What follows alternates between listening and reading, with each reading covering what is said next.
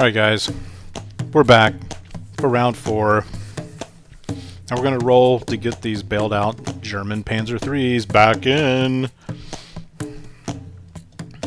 This is one of my sticking points with this Flames War game, guys. I did get them back in, all 3 of them, with their motivation. Now I've got 2 Panzer IVs over here by the headquarters. And we're going to roll them.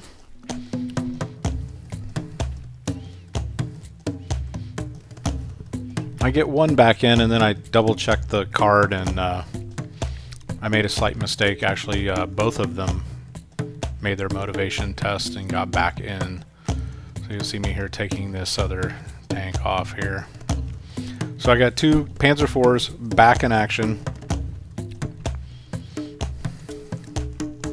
Now what I'm going to do here, guys, it's a last-ditch effort. The offensive is over. I'm going to shift my right flank tanks over to the headquarters, but like I said, it's probably not going to work, because by the time those Brits on the Brits' right flank, the Germans' left flank, get up to that headquarters, all they have to do is have 1 unit hold that headquarters until the beginning of the British round 5, and the Brits win.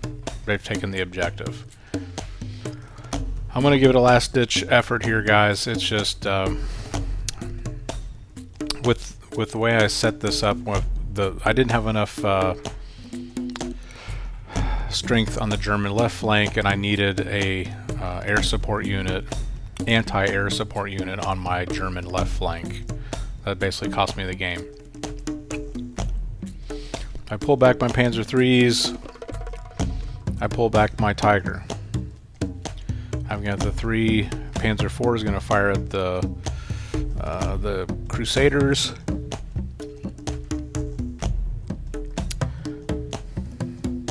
My Tiger is going to take a pot shot at one of those Stuarts downrange, or Honeys, I'm sorry. And then I move my Panzer IVs up, and they're going to shoot at the Stuarts also. The Honeys. I'm going to relocate my anti-air.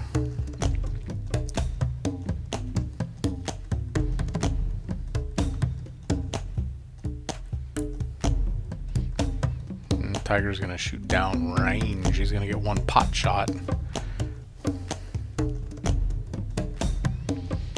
So you can see here, I took 2 shots downrange at that Grant and did not hit. Now this was some success with these Panzer IVs. I bailed out 2 of the Crusaders and killed 1 of the Crusaders. My Tiger shoots downrange and he gets a bailed.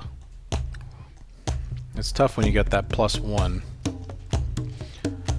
I had my 2 Panzer IVs shot and unfortunately did not do anything.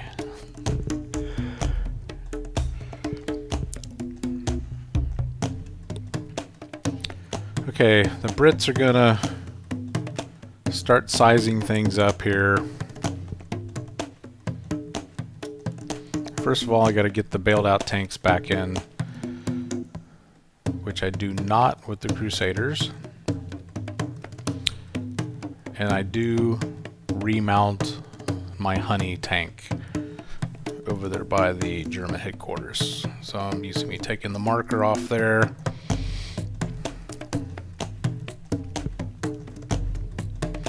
Now it's time for the British movement phase.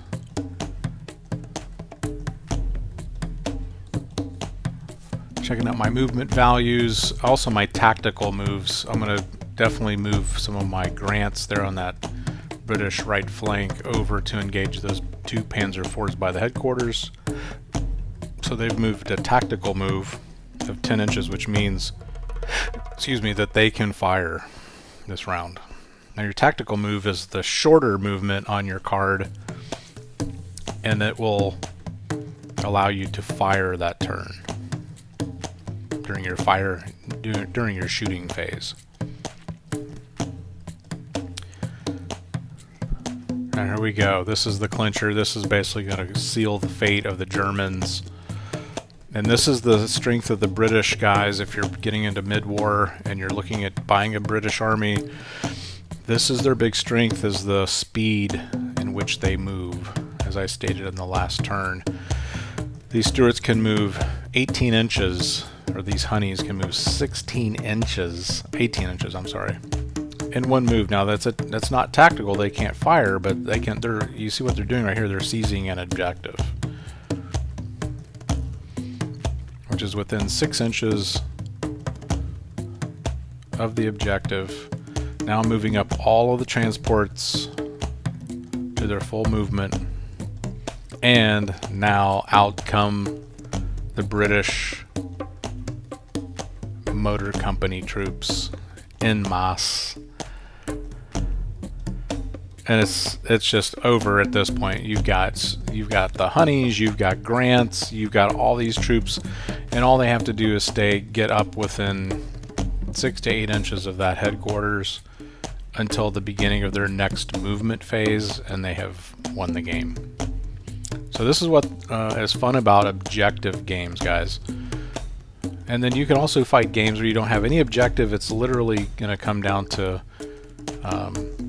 who outlasts the other team in terms of destroying the other team, or getting them to just capitulate as far as their last stand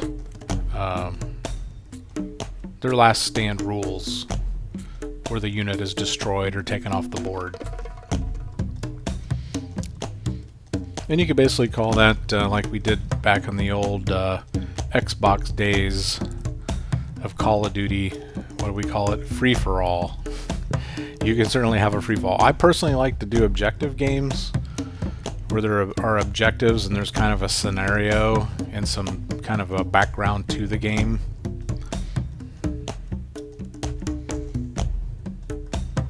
And we've got the Hurricanes coming in. They hit the Panzer IVs. We got our Crusaders firing at the 3 Panzer IVs.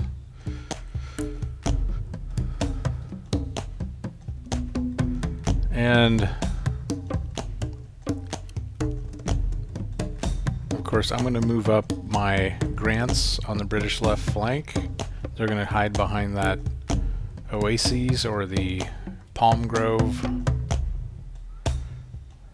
And then I'm going to move up my spotter team to fire down or call in a 25-pounder barrage onto those Panzer IIIs.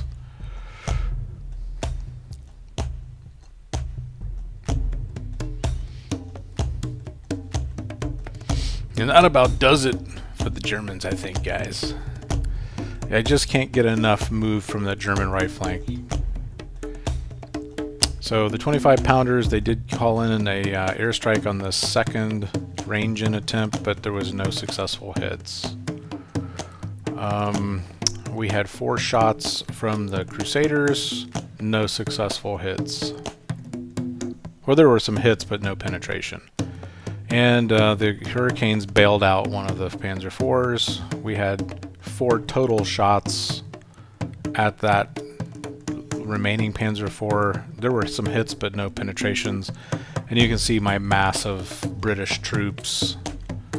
And at this point the Germans are going to capitulate. We're going to call the game.